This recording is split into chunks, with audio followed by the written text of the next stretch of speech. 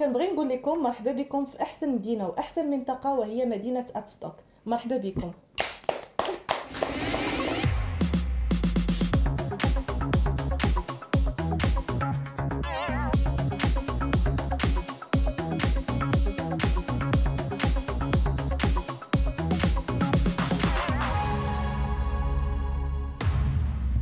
Bonjour, bienvenue à une Adstock de Belle Place. Aujourd'hui, nous vous présentons une émission à saveur internationale. Depuis quelques années, la municipalité d'Adstock compte une belle diversité culturelle. Parmi ses résidents, il est possible de côtoyer des Mexicains, des Français, des Tunisiens et des Marocains. D'ailleurs, nous avons fait la connaissance de la première famille marocaine à s'être installée sur le territoire adstockois. Arrivé il y a 2 ans, Redouane s'est taillé une place comme mécanicien industriel au sein de la boulangerie Saint-Méthode. Il y a 6 mois, sa femme ainsi que ses 2 enfants sont venus le rejoindre et depuis ce temps, ils habitent une demeure située dans le secteur de Saint-Méthode. Comme la différence culturelle amène inévitablement la curiosité, nous avons justement rencontré cette charmante famille qui a décidé de laisser temporairement le Maroc pour vivre une expérience inoubliable.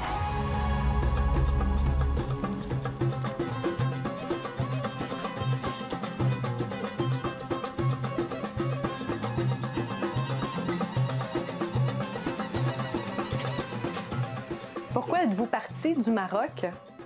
La raison d'avoir été au Maroc, d'ouvrir une nouvelle culture et un nouveau monde, de nouvelles façons de faire et une nouvelle expérience, mais développer les compétences éducatives de mes enfants. Je peux vous dire une curiosité me poussée souvent entamer saison d'inventaire par le fait d'être un pays faire un autre, de le but de se développer et de se améliorer au mieux. Pour quelles raisons avez-vous choisi la municipalité d'Adstock comme milieu de vie? Mon choix de vivre à Adstock était basé sur plusieurs raisons. Je peux vous dire que c'est un milieu calme et propre, entouré de beaux endroits. Et par naturel, par exemple, mon Adstock, où on peut aller faire des activités hivernales avec notre famille. Adstock est vraiment sécuritaire. Par exemple, on laisse la porte toujours ouverte. On sort et on laisse la porte ouverte. La voiture aussi, on peut laisser déborder sans aucun problème, sans aucun risque. Ici, c'est plus calme que la ville. Et selon moi, je trouve que c'est beaucoup moins stressant de vivre ici que de vivre ailleurs dans une autre vie. En plus de ça, permet de rester toujours à proximité, mon lieu de travail. Ça demande du courage de tout laisser pour vivre une aventure. Oui, c'est ça. C'est ça.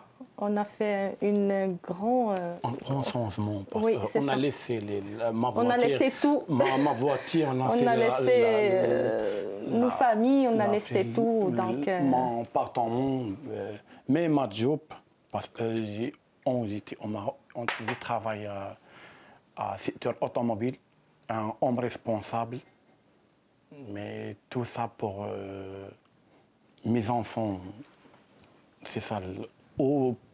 En plus pour une expérience avec d'autres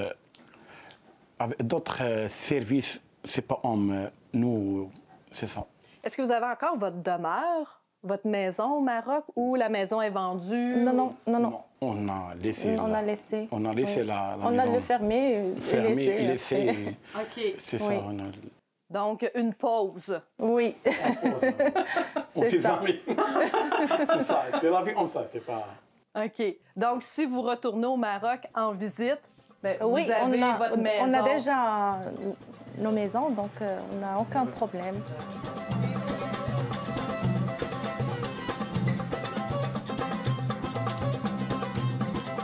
Est-ce que vous trouvez ça difficile des fois d'être loin de votre famille d'origine? Bien sûr. Bien sûr, mais grâce à Facebook, à WhatsApp, on a tout le temps parlé avec ma famille. surtout avec les technologies maintenant. Mais Donc, les réseaux sociaux, c'est ça? Si, oui, Oui, donc, elle m'a donné la... Donc, c'est pour ça qu'on on peut... soulager un peu. C'est ça. On ne sait pas Parce que c'est difficile quitter ta famille. C'est... Qu'est-ce qui est difficile? La coupure? C'est le manque de la famille. Le manque de l'amour de la famille. Parce que chez nous au Maroc, on est toujours ensemble. Ensemble. C'est pas dans les fêtes, dans le ramadan peut-être, on est toujours ensemble. Donc, on trouve ça difficile, mais on a adapté. Pour quelles raisons recommanderiez-vous à d'autres Marocains de s'installer ici à Hadstock? Je recommande fortement à tous les Marocains, ils sont aujourd'hui des Allats, où ils planifient et souhaitent venir à vivre au Canada, de choisir Hadstock, de belles places, si en pleine nature, ici et terre, ainsi que plusieurs offres d'emploi disponibles ici et dans la région surtout. Et endroit typique, on peut dire, pour une famille ou une famille peut vivre tranquillement ici. Merci beaucoup pour cette entrevue. Chin chin! Chin chin! Au cours des dernières semaines, Hadstock avait les yeux rivés sur les Jeux paralympiques de Beijing puisqu'un de ses citoyens y participait. Accompagné de l'équipe canadienne de para-hockey, Antoine Lehoux représentait non seulement le pays, mais également la municipalité d'Hadstock à cet événement sportif qui a été présenté aux quatre coins de la planète. Récoltant la médaille d'argent, Antoine est extrêmement fier de sa première expérience, bien que ses coéquipiers et lui auraient probablement préféré vaincre les Américains. De retour à la maison, je lui ai donné rendez-vous au complexe sportif Mariette et Joseph Fauché le temps d'un entraînement.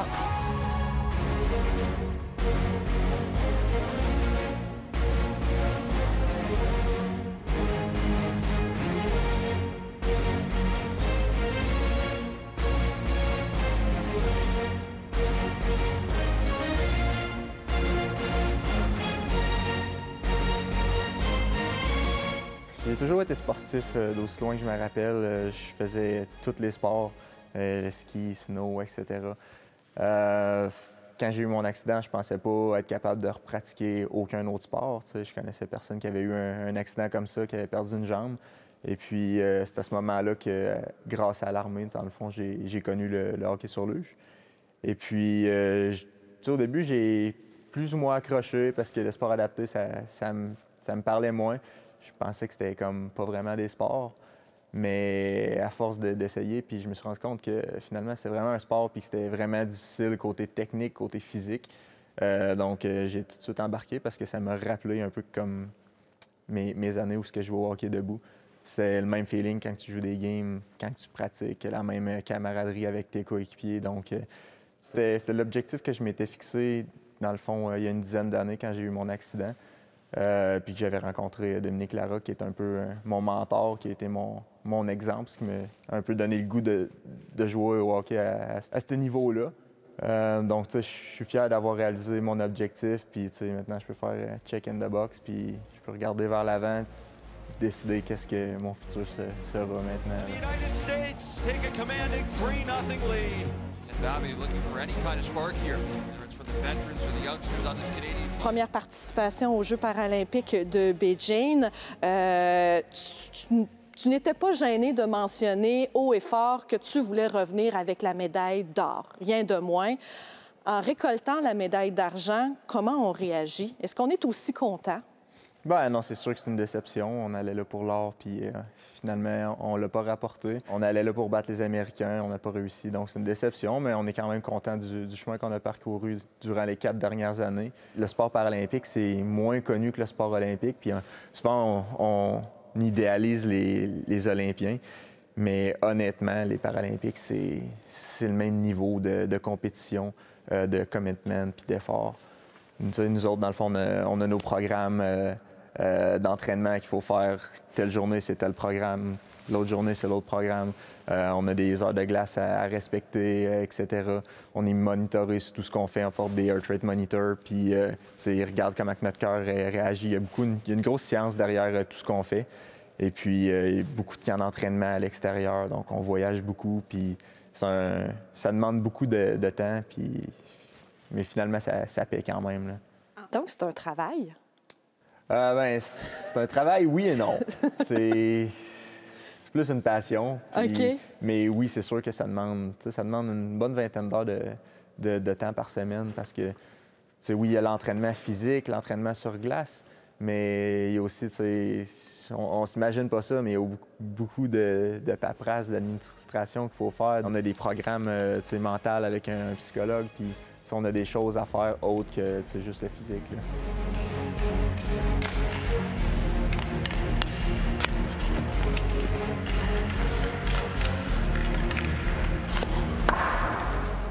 Existe-t-il des inégalités entre le hockey aux Olympiques et le hockey paralympique?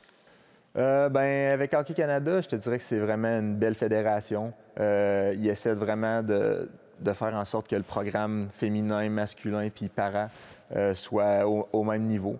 C'est sûr que, là, je pense que vous avez vu des nouvelles, il y a eu une donation d'un monsieur, dans le fond, qui c'est un businessman dans les technologies médicales. Puis il a décidé de donner 5 000 $ par médaille, dans le fond, à tous les athlètes paralympiques et olympiques, Tokyo, Beijing. Mais ça a comme réveillé un petit peu le débat que les athlètes paralympiques, ils n'ont pas d'argent pour leur médaille. Donc, c'est sûr que ça fait partie d'une des inégalités. Je pense que le geste que ce monsieur-là a fait, ça va réveiller un peu le débat puis ça va faire changer les choses pour le mieux, pour avoir une meilleure équité.